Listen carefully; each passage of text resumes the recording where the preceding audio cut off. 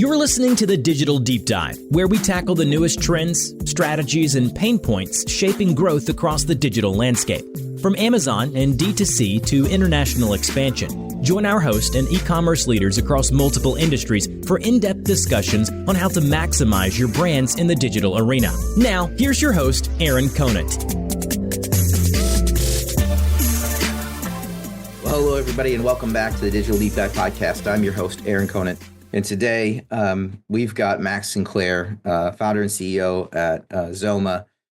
And the reason for this one is Max has been on before, has another company, eCommerce, answers a lot of the content issues that people have around getting enough of it accurate, SEO optimized for Amazon. But with Azoma, it was an interesting conversation because we were chatting that I switched from almost all Google to almost all ChatGPT.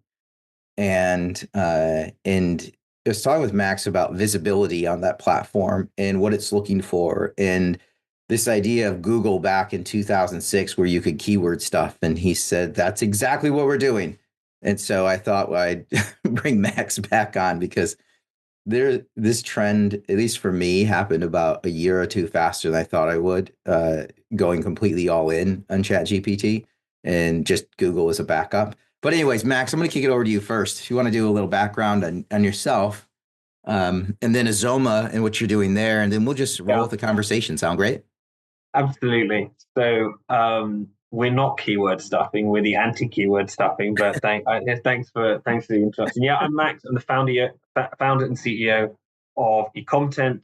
We recently rebranded as Azoma, and yeah, our focus has been in the last 3 years how to get brands mentioned in AI search. So ChatGPT is fast becoming a real channel for people to discover products on.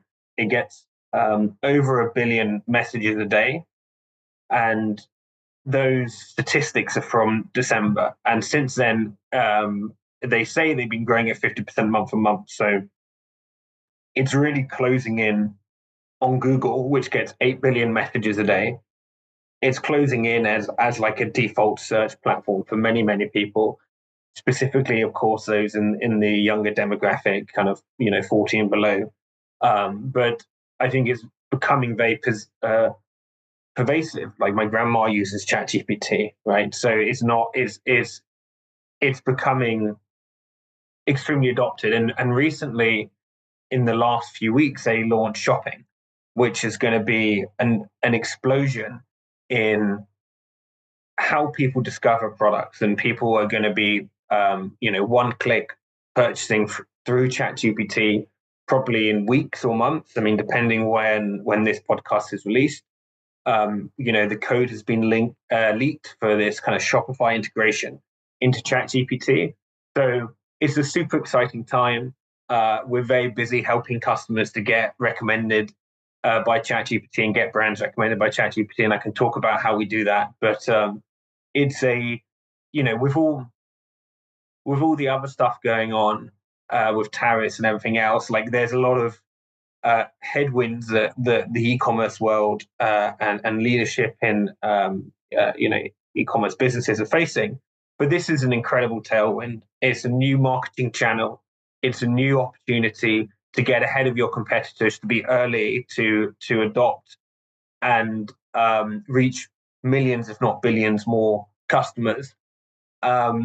So that's how we're seeing it with our customers, right? Like the universe works in funny ways. It gives and it takes, and on one hand, we're all getting we're seeing all of our customers getting hit in the face with these tariffs and reorganizing supply chains, and that's really tough.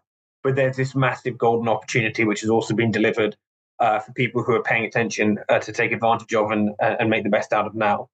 Yeah, I mean, one of the main things. So I want to dig into this, how I oversimplified it into keyword stuffing, because just going back that far in the digital space, it's where my mind goes. These methodologies to actually show up in search, and what does that look like now? Because I mean, I was trying to do the math. So if we do, you said it was $1 billion in December. Uh, Yes.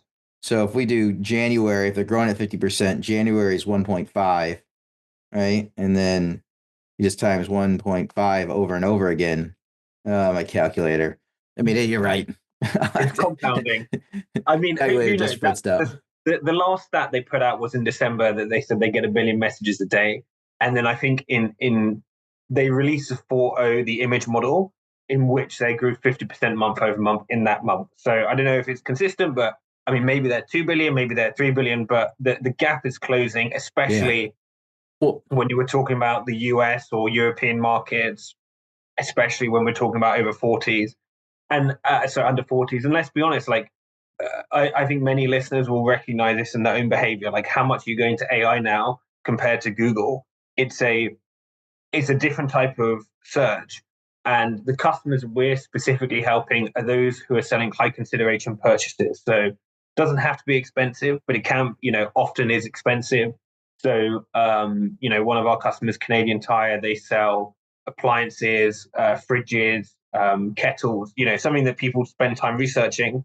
But then also we work with supplement brands and protein and this kind of stuff, which is less expensive, but people are putting in their bodies, and therefore they're doing research into this. We're in discussions with like a hair loss brand, so not big ticket items, but stuff that people research and want to understand before purchasing. And there's been plenty of data that shows the customers that arrive at websites through ChatGPT are much higher intent because they've done the research, they've had the conversation, and now they're ready to buy. I think it's like 25% higher, something like this. So it's if you are selling a high consideration purchase to those under 40, this is an amazing new channel. And by the way, when you can check out in ChatGPT, you're gonna start to see the attribution questions and everything else are gonna dissipate, because you're gonna start to see a huge revenue uptick from that. Yeah, so how can you walk us through like some of the secret sauce? Like, what do brands have to be thinking about? What do they do? Like, what's kind of the methodology? Yeah, Because I totally agree. I mean, if you just extrapolate out, right, then we're talking within the next year, they're going to almost, if it's the same rate, they'll catch up regardless, even if it's not 50%, if it's just an extra 100 million, they're going to catch up in a few years, which is going to fully change the landscape. and Google are adopting, right? Google adapting, sorry. So they are becoming a ChatGPT like. They have Gemini overviews, which are appearing on more and more searches. So, ChatGPT has kind of forced the hand of Google. We've seen Amazon, pushing Rufus very, very heavily. We've seen Amazon kind of have Rufus questions in the search bar. So now there's this debate in the Amazon world. How much people are using Rufus? And what I always say is customers don't know they're using Rufus.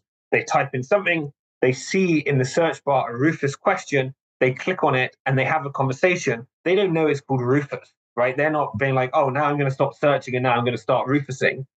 For a customer who is, everyday Joe blogs, they're just having they're just typing into search the same way they were. They don't know that it's now being powered by a large language model. The data that we have, and I can talk about this, is that 14% of searches are now done by Rufus on Amazon. So it's a huge portion, and it's a rapidly growing portion. And we're seeing all sorts of interesting innovation. We're seeing Amazon put sponsored questions in Rufus. So there's been this whole debate: what would paid ads look like in the world of AI search? I think Amazon have gone some way to answer it, which is rather than kind of putting blue links, which is quite a horrible customer experience, and putting that, all these paid ads above what you're trying to get the answer to, people using large language models and answer engines to get an answer. You give them the answer, but then you can have a couple of follow-up questions that they can click on if they wish to, and one of those could be sponsored. So we've seen that in Amazon. I imagine this feels like a much less intrusive model. So I imagine we'll start seeing that everywhere. But yeah, this era of kind of like AI searches, I would say it's here. It's happening on Gemini, on ChatGPT, on Rufus, and it's an exciting time for sure for those who are paying attention. Yeah, I switched basically because I like the conversational style, right? Yeah. And it's kind of funny. I could do the same thing on Google. I just don't because it doesn't answer the same. Mm-hmm. And so it prompts this conversational back and forth where I feel like I'm actually doing the research, even though on the back end it's doing it all for me. But I'm typing in the right prompts to get to the answer I want. Yeah, and in the ideal world, it gets me there faster, and I can purchase, like you're saying, like the plugin with a Shopify, where I can just buy on the platform. Whereas basically, it's already got my credentials, right? Yeah. It basically can go to that direct consumer site, buy it as me. And that's what I think the direct to consumer, even like Shopify, they want to make sure that they're still getting the customer. It wasn't like Perplexity or ChatGPT or whatever is the customer and it gets shipped to us. It's actually me. It's using my email, credit card, everything, and having it shipped to my house. Mm-hmm. But how do you rank in this new world? Yeah. It's a great question. I'm going to answer the question by talking through the product that we built at Azoma. And we, as I mentioned, we have numerous of the world's biggest brands as customers, and we've been able to see results on this. So I'll just kind of talk through our methodology, and obviously happy to have people get in contact. Then I'll talk about some like free hacks you can do by yourself maybe at the end, which I think are just like quick tips, but are less, they're going to have less results. So for us, when we think about ranking on a large language model, the first question that we ask the customers we work with is, what are the topics that you want to be visible for? So, for example, one of our customers is Zappos. We work with them, and they may, for example, want to rank for best math and running shoe on Amazon, on ChatGPT, whatever. So we take the topics that the customer cares about, and we send hundreds of thousands of prompts to the AI engines that the customer wants to rank on. So this could be ChatGPT, Google Gemini, Perplexity, Amazon Rufus, whatever it will be. We send hundreds of thousands of prompts, and we have a pattern that looks at how the AI engines are scraping the internet. So what is ChatGPT? How are their bots crawling the internet? We look at all of the data we're receiving, and we basically build a predictive model that understands how what the conversations are in that given topic. So we build for the customer a mini digital twin of the AI engine for the topic they care about, and we can do this by topic. We can do it by topic, but also we filter by region, language, and persona. We will build out the personas of, let's say you're targeting 20-year-old women, right? Like we will build out, but because all of these models have memory and they serve up personalized data to people, me putting in a marathon shoe request into Rufus is going to be totally different from a 20-year-old woman doing it, right? We're going to get totally different results. So we build that digital twin within the personas that our customer cares about, and we kind of sending hundreds of thousands of prompts and building this graph of how the this huge data pool of how like the model is responding. We then give to the customer a couple of things. Firstly, like the citations. So what are the key authorities that are informing the answer? So this could be in ChatGPT or linked to specific blogs or websites. We are showing what are the most influential topic areas of authority for the topic they care about. We show the customer what their brand sentiment is in the AI engine.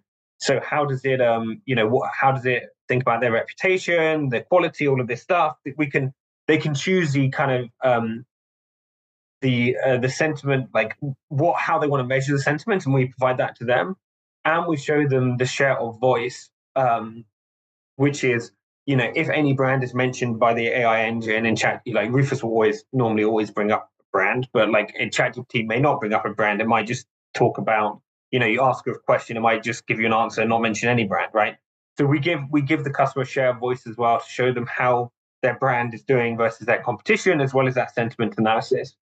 And then kind of once we give all these metrics, because all of these things are a bit of a black box at the moment, once we kind of paint that whole picture of the analytics of what's happening, then we get into the content generation. And, this is where our experience comes in, as you say, like we've been generating optimized AI content for years. We've got numerous case studies of being able to rank on, improve bestseller rank on Amazon, improve conversion in Amazon experiments and for customers on this. We generate content based on this data that's optimized for AI search. So we're talking about product listings, blogs, recipes, all sorts of different things. So we build this kind of end-to-end workflow for the customer to enable them to produce content which is going to be, in ChatGPT shopping or number one ranked by Rufus or whatever it would be. It's awesome. I mean, it's a business model that couldn't have been around 3 years ago, which is totally crazy, right? Like, we were at the forefront. Yeah. You're living in the future, Max. You're living in the future, dude. The fact you started building this years ago was totally crazy, right? But it's all coming to fruition now. Yeah. I mean, there's a video of me. I need to clip this up one day. But there's a video of me when we were on Techstars in 2023, and I kind of stood on stage in our demo day and said, large language models are the future of search and marketplaces. Amazon's going to have one, Walmart's going to have one. At the time, none of them had them. And we were working with the eBay teams, right? Because eBay was the LP. So eBay basically invested, gave Techstars 100 million or whatever it was. And then, or probably not that much, like maybe a few million. And then Techstars invested that into certain, 12 companies, one of which was mine. So we were working very closely with the eBay teams at the time, and they were like, senior people, VPs, were like, you're crazy. This is never going to happen. They're never going to cannibalize the ads business. You're never going to have LLM-based search and marketplaces.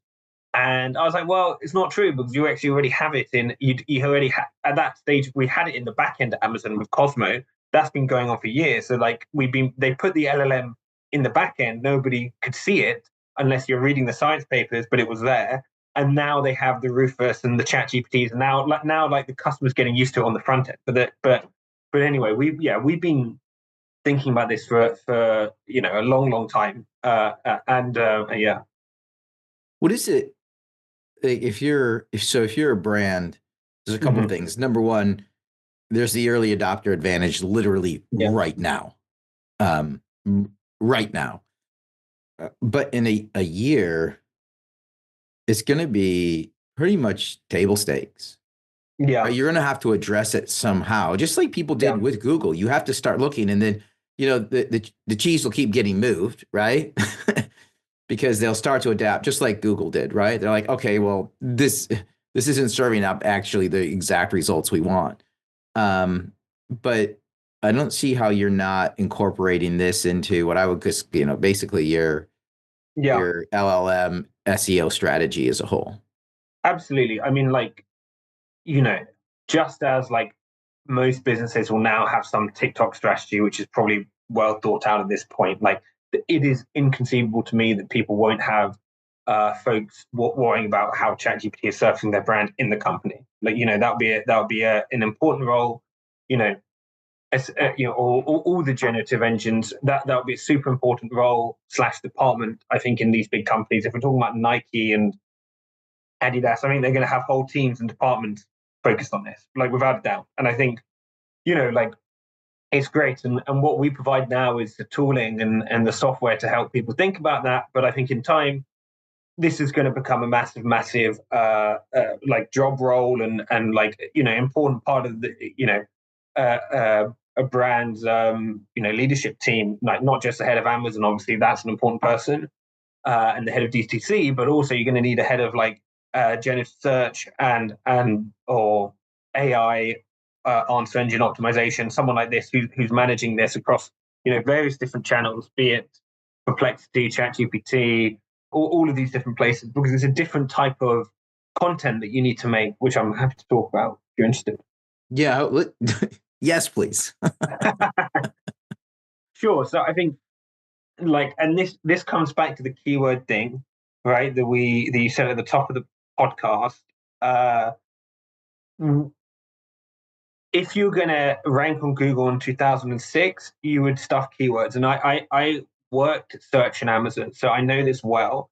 And I know that in the old A9 algorithm, basically what would we be doing is take a keyword and you're looking at various different data points on that keyword. So price, conversion, sales history, reviews, 20 data points, in stock, all these different things, right? Like that you would basically, for each keyword, you'd rank what the product would be. And that's how the technology worked.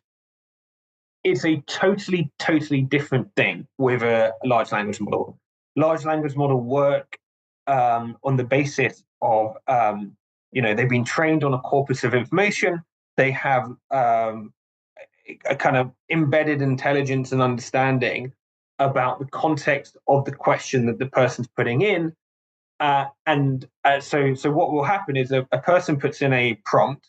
The AI is then going to use all of its training data to understand the context and what exactly that means. They're also going to take all the data on the person, right? So they're going to know that's a woman in her 20s. She needs a different response to whatever else, a man in his 50s or whatever it would be. Then that prompt is broken down into tokens because these AIs, they work on the basis of tokens, which are numerical values. The tokens are then compressed because this stuff is super expensive to run. Hence, NVIDIA being the most valuable company in the world. They compress the tokens and then it goes into the AI machine. It's this like string of numbers. All of its kind of knowledge is applied to it, and out comes the recommendation from the AI. So if you think about how the flow of these algorithms work, the whole keyword stuffing game and like trying to rank on keywords, and this where you're dealing with something which is far more intelligent than any human, has far much more insights and context than any human, and making a kind of intelligent assessment based on all the person prompting it and everything else is a totally different thing. And what you need to do to optimize, and this is what our content includes, is you need to talk about the target audience, who's buying your product, the goal, why are they buying your product, the event they're buying it for. You need to explain the context, audience, goal, all of these kind of semantical things. It gives the AI context in order for it to rank your product. And saying the same thing over and over again in slightly different keywords is an absolute losing strategy when it was a winning strategy in 2006. Yes. It would totally make sense. Because this is just, again, me search, right? How do I do it? Like Google, I would go to Google and I would be like, best men's dress shoe, right? And so dress shoe, men's dress shoe, whatever was, wherever it was at, whatever his keyword stuff, those would show up. But that's not how I use ChatGPT, and I don't think most people do. The conversational piece is, I'm headed to a wedding in Miami, in July. Yeah. What kind of shoes should I wear? And it will go look and it'll gather and return. Hey, you know what? Oh, is it a beach wedding? Yes or no? Like it'll talk back and forth. Hey, are your kids going with you? Blah. It's because you're right. It learns about you as a whole. I'm putting more information in, and it goes outside of just that keyword. It was just like you're outlining. It's looking at so many other things: my age, the demographic, places I've been before, location, event. And it's pulling in those to make a recommendation to me. Yeah. Wow. It's a totally different technology, and it's way better. It's just when I first saw this, I kind of knew that this was where we're going to shift to, and like I said, that's why I was kind of standing on the stage of Techstars demo day, talking about this, because it's just obvious. Like I think the traditional search in 20 years' time will look back at that the same way we look back at the early internet now, when you would, click through all the different hyperlinks on like Yahoo. So you'd go to a topic and then you'd go to subpages, and you'd like, if you wanted to search something, you would just click for an index, right? You couldn't put in the keyword. And then someone invented like, let's just search by the keyword. And obviously that was way better than spending 20 minutes clicking for everything. And now we're going to do it by conversation. We're going to do it by voice. it's a totally different technology and experience again. And we will look back on this like, hey, why don't you just, put in wedding shoe and like scroll through 50 wedding shoes? Like that's a ridiculous way of shopping. Why didn't you just explain to the thing what you wanted and it gave you the exact one based on all the knowledge it had of you? Like that's a way better way. Saves you time, gives you a better product. Um, you know, like so we're on the cusp of that shit now. And like I said, like in many ways we're here, right? Like we've been talking about this for 3 years. I think when you have 1 billion plus people using ChatGPT every day, you have 14% of Amazon shoppers using Rufus. We're here now.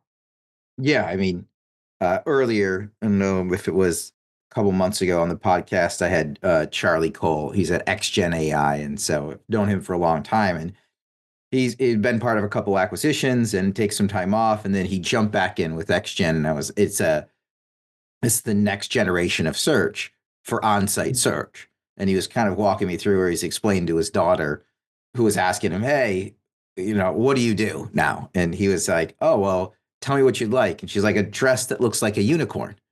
Yeah. So it's embedded that type of search, but on-site search that then it can go look in your dam to see like not what's tagged to dress or unicorn, but look at the actual images that are in there. And then it would return like pink, sparkly, like all this cool stuff that you're like, yeah, this is because she wanted a dress that looked like a unicorn. Right? And it's the next level. But to your point is like, that's even now happening on direct to consumer sites. That's a great point. That these AIs are also multimodal, and I didn't make that like when you're doing this like SEO, I put in inverted commas, like when you're creating content, that it needs to be visual as well as written. So you need to visually put in an image. You could generate the image, of course, of your target audience using your product. You need to have the context it's in, all the event, all of that stuff in the text as well as the imagery. Because you're right, like AIs, they're going to have different weighting between written and visual search. And like I know, especially having worked at Amazon, like we had this problem where like I'm wearing a gray V-neck, but if you put in gray V-neck into Amazon, you'll get blue, pink, yellow, purple ones because the AI wasn't smart enough to look at the images as well as the text, and the sellers would be writing all these keywords in the text. This isn't going to happen anymore, which means you have a far better, less cluttered experience as a shopper. And I think for fashion, like I take the point that people probably still want to look at options in fashion. You probably still want to scroll through some like different dresses in fashion, but in other categories where you're just making a purchase, and essentially you're looking for a seamless sameness. So I don't know if I want to buy a new fish oil, right? I'd rather the AI be like, Max, this is the best fish oil for you because you're 30s male, blah blah blah blah blah. Here's a fish oil that we've determined is the best. That's a lot easier for me than like scrolling through all of these bottles of fish oil on Amazon where like it's all looks the same. Probably is, all essentially the same thing. So yeah, I see there'll probably be different experiences in different places, but yeah. What's interesting on that fact is, I think George Westcott, like I think he originally connected us. Yeah. We were chatting about, where do these AI engines then end up sending traffic as a whole? Because he had an interesting hypothesis, which is as we go forward and people use them more and more, I go to Amazon. Why? Because it's easy. It's a habit. Yeah. But as I use more ChatGPT more and more and more, right? And then it's just voice going back and forth, almost having a conversation. Because I usually use it on my cell. I don't like to, try to type in a message every time. Like it may not route to Amazon. It's probably not in a lot of cases, right? Is Google, if is a Claude or Perplexity, a ChatGPT, are they going to want to route you to Amazon? Maybe they will. Maybe they won't. Maybe they want to just take you to a trusted marketplace that has the best price, that can get you the shipping that you want. Maybe not. I'd be scratching my head if I were. Well, I think that like these AIs going to have direct checkout, like ChatGPT said this. So OpenAI have said this. So you're going to be able to purchase in there. I believe, and I've had this debate a lot with my co-founder, I believe in Amazon, as an ex-Amazonian, I believe that they're going to build the best AI chatbot for shopping. I think Rufus will be number one. They have all of the customer reviews, they have the fulfillment, they have the experience, the customer support. They have all of the reasons why Rufus will be the best AI chatbot for finding products. I don't believe that Amazon are going to be displaced, but I think ChatGPT is going to provide a real competition in there as well, and it's going to take a lot of oxygen. Like people talk about, oh, is Walmart going to be the next Walmart shopping online going to be the next Amazon? I think that like ChatGPT really is going to, in my view, ChatGPT and Shopify integration, those two together is going to give it the biggest run for its money. Yeah, and I ran into this company called Firmly.ai out at Shop Talk this year, and they're already plugging in the back of Perplexity with an API connection to your direct-to-consumer site, and you can currently shop within Perplexity, and it's an agent on the back end that goes out and basically buys it for you using all of your credentials, and websites love it. Perplexity loves it because you don't leave the platform, right? They don't actually want you to leave the platform, and the brands actually like it because if it's a high intent purchase, it just gets done and they don't get lost in the page and lose the checkout. They're in the moment they want to buy, give them the goods. It's what Amazon does too, right? Is give the customer what they're most likely to buy and get them to check out as quickly as possible. It's crazy. What are you excited about? I mean, and then more than happy to take questions if you have questions for me, but as you look into the future, what are you excited about? And obviously, yeah, you have any questions for me? I've been picking your brain for a while. I've been catching for the time, so I don't know if I have any. Put me on the spot there. What am I excited about? I think Alexa with Claude is going to be cool. I think we're going to see a shift in terms of not conversational search, but by voice, not just by typing, which I think is a lot more human. Like humans have evolved around language. It's a huge, spoken language is a huge part of us. Obviously, written language came in a lot later, but we've evolved voice boxes and everything else to communicate with each other orally. And I think the human to AI communication orally is going to be massive. So I'm excited for that. Immediately today, I'm excited about Shopify and ChatGPT. Like we've just launched a new feature focusing on that. I think it's going to be really cool. Really seeing great uptake with some early customers. What are you excited about? I guess that's my question to you. I'm right there with you. I'm excited about the AI agents, my personal assistant, just growing over the next year. I hate typing. I've hated typing since 9th grade with Mr. Mackey typing class. I hate it. But I'm a talker. I love to talk. So if I can go back and forth with an agent that can help me reduce emails, actually have a conversation around planning a vacation, but also on the back end go execute, right? So I need a, new pair of shoes. I just wanted to go buy it, right? The same ones I bought last time. Oh, the same ones? Yes. Okay. Like Zoom. Yes. Those are exactly the ones I want. Go buy it. And they can have that conversation and just go do it. So I'm in the same boat as you. For me, just talking to a lot of new tech providers, what's coming out it's so much fun because, we're finally at a point where I think AI and ML are here and they're having a significant impact on overall productivity, but also the pricing has come down so much for a lot of things that it's true AI. It's not just like the Mechanical Turk like it used to be, where like, hey, we've got AI, but really it's a data dump overseas and hands on keyboard overnight, and it comes back like, look, we got an answer, but it's $24,000 a month. And now because there's been a massive reduction in headcount in the e-com space and in the digital executives out there, people are asked to do more than ever. And then they were just, executive teams just saying, hey, just throw AI on it. Just throw AI on it. It'll be easier. It'll be easier. We didn't have that up until now.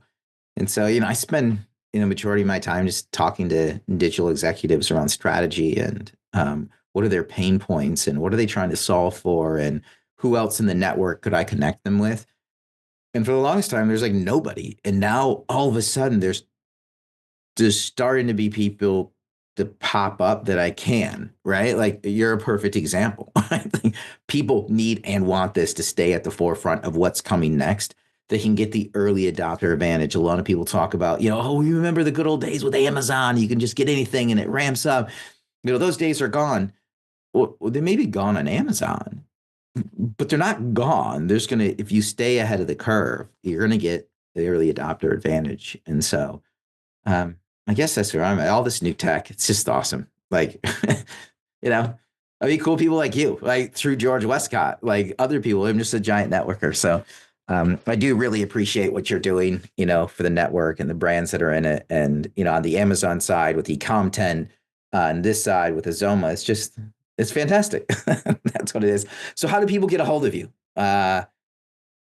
LinkedIn. Azoma.com, Azoma.ai, Azoma.ai. Azoma.ai. That's AZOMA.ai. But yeah, LinkedIn is where you'll find me. Okay.